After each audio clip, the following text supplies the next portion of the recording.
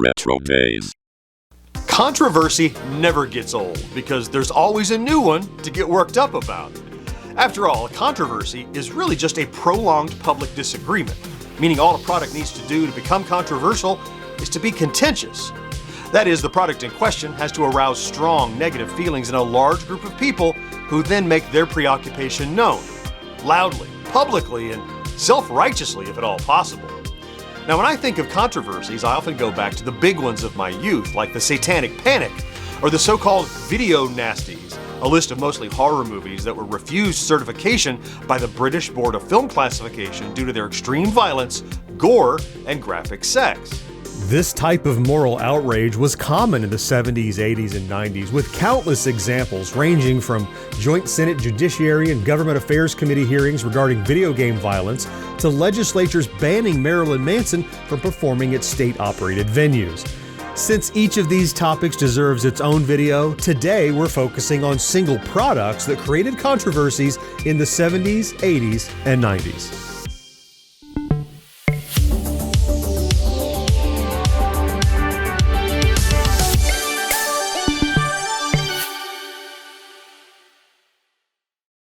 Barbie has had her fair share of minor controversies over the years, starting with the way in which Ruth Handler, Barbie's creator, came up with the doll's design. This true accounting is actually the least controversial thing about Barbie because most people were unaware that the design is based on an adult doll from Germany named Lily. As reported by Jennifer Latson for Time, born in Germany in 1952, the inspiration for America's most famous doll was a saucy high-end call girl named Lily. First created as a comic strip character in the Hamburg newspaper Bild Zeitung, the Bild Lily doll became so popular that she was immortalized in plastic and sold as an adult novelty, according to Robin Gerber, the author of Barbie and Ruth. The comic strip contents were adult-oriented, often with sexual innuendo or suggestive situations, such as one panel that shows Lily sitting on a man's lap and holding a phone that she has just answered. She says to the man, "It's for you. Should I tell them you're busy with a serious problem right now?" Like I said, suggestive. And even though the Lily dolls were mainly sold in places like bars and adult-themed toy stores, children began to request the toy for themselves as well. In fact, it was on a 1956 vacation in Switzerland when Ruth Handler's 15-year-old daughter spotted Lily. Ruth subsequently purchased 3 dolls to bring home. It was only 3 years later, in 1959, when Barbie emerged at the American International Toy Fair in New York. Not long after, in 1964, Mattel acquired the rights to Bild Lily, and they stopped production of the German doll. While Barbie's origin story has mostly remained in the background, certain controversial versions of the toy were more seriously regarded, a few of which were even mentioned in the recent Barbie movie. Despite the claim that Growing Up Skipper was instantly discontinued upon release in 1975, the doll, along with a new friend, Growing Up Ginger in 1976, remained in production through 1977 along with a special bedroom playset and plenty of accessories. In 1975, Mattel head Arthur S. Spear requested a doll that could function as a teaching tool about puberty. The design they eventually landed on was Growing Up Skipper, who would grow a taller torso and slight breasts. Meet new Growing Up Skipper. She's 2 dolls in one. Because when you turn her arm, you can make her change instantly from a little girl to a tall, slender teenage doll, which is something you can't do. You can have fun with Skipper when she's little, then suddenly you can make her grow up enough to wear her glamorous teenage skirt. New Growing Up Skipper is 2 dolls in one for 2 kinds of fun. Growing Up Skipper gets taller when you turn her arm and comes with these fashion accessories. New from Mattel. So, what was the controversy exactly? Well, sadly, the marketing team missed the mark when they used the phrases cute little girl and tall, curvy teenager on the box to describe the 2 versions of the doll, along with instructions to turn her arm to make her cute and young again. According to Coriander Bullard for HobbyLark.com, the Connecticut Feminist Committees for Media Reform accused Skipper of being a sex object just because her body is going through puberty. Conservative outlets also criticized the doll as a tool to be used to teach sex to children, and even more insane untruths came out about the doll magically inciting teen pregnancy, despite the fact that at the time, Skipper didn't have a boyfriend. Mattel leadership persisted and outlasted the controversies long enough to not only continue selling the growing up variations, but even expand on the line with outfit double packs, paper doll books, and coloring books with an expanded story. Of course, there were some Barbie variations that were pulled from shelves early, the most notorious of the bunch perhaps being 1997's Oreo Fun Barbie, which initially was released as a white Barbie with Oreo cookie branding. It wasn't until they released an African-American version, apparently being completely unaware of the derogatory meaning of the word Oreo at the time, that things got messy. As explained by Lori Tharps for MyAmericanMeltingPot.com, for any of you who don't know, Oreo is a derogatory term hurled at black people who are accused of acting white. Like an Oreo, they're supposedly black on the outside and white on the inside. Think of it as a 20th century version of calling someone an Uncle Tom.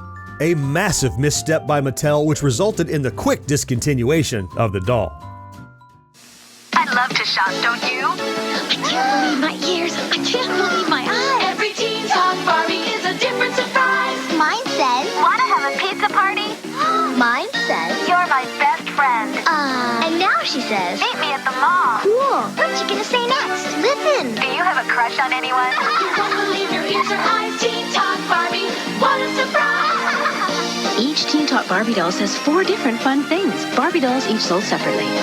Teen Talk Barbie's gimmick didn't cause much concern until parents discovered she uttered one particularly demeaning phrase that was left out of the commercial. For almost 30 years, Barbie's been the undisputed queen of the toy department.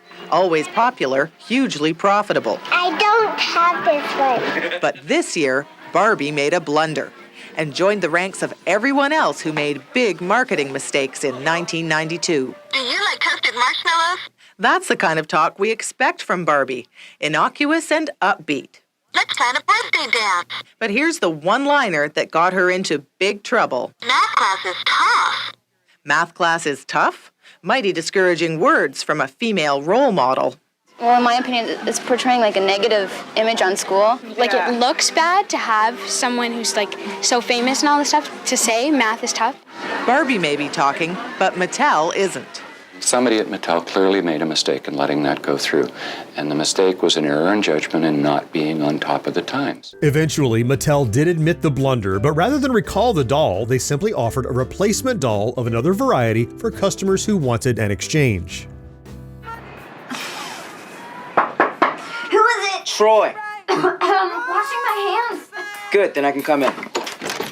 Oh, hi. I was smoking a cigarette. I know what you were doing. I'm 21 years old. I'm a man. Oh, okay.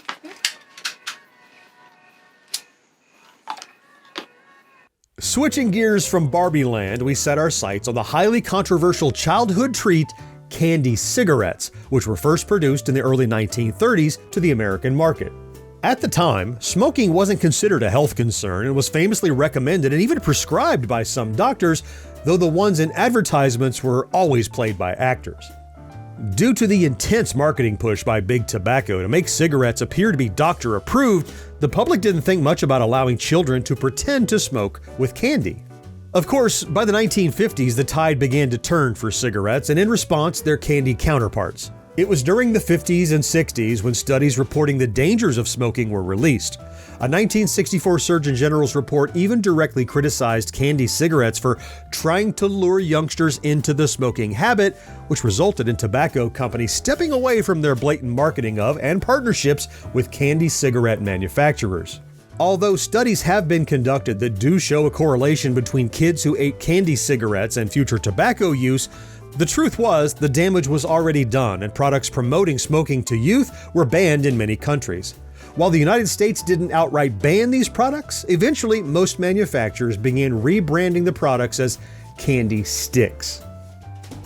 We've talked a lot here about rated R franchises that made the leap to cartoons and even children's merchandise. Freddy Krueger, though he never did get his own cartoon, certainly was no slouch when it came to other consumer goods, many of which were marketed directly to kids. Such was the case with Matchbox's Talking Freddy Krueger doll in 1989. By 1989, Freddy had taken on a life of his own as a wisecracking and often comedic version of himself on par with the likes of the Crypt Keeper, who did get his own cartoon, by the way. Even so, when the word got out that there would be a talking Freddy doll hitting store shelves, some more conservative groups were not pleased. According to an article in the LA Times from October 20th, 1989, the Reverend Donald Wildman's American Family Association, which has backed boycotts of TV programs it considers offensive, had called for a boycott of the Freddy Krueger doll immediately after it was announced. Wildman had called the Freddy Krueger doll a product of a sick mind. In response to the boycott, the Matchbox Toy Company decided not to proceed with plans to market the doll. At the time, Matchbox Associates had gone on to say that they would not halt the sale of the 40,000 dolls that had already shipped, but orders for another 160,000 dolls would not be filled. Later reporting suggests that there was at least one other shipment of the dolls, albeit without the Matchbox branding on the box, perhaps to distance themselves from the product. My Cabbage Patch Snack Time kid, she really loves to snack. Wow, she really does. Eating her is so much fun. Your banana's all gone. Let me feed her. And when you think she's through, look inside her box and like magic. The snack keeps coming back. I love to feed my Cabbage Patch Snack Time kid. Cabbage Patch Kids Snack Time kit comes with all the play food you see here. Each sold separately, batteries not included. From Adele. One of our previous videos covered dangerous toys of the 70s, 80s, and 90s, and this next controversial product could have easily fit on that list as well as this one. After all, dangerous toys are controversial, and the Cabbage Patch Snack Time Kid was one of the worst offenders.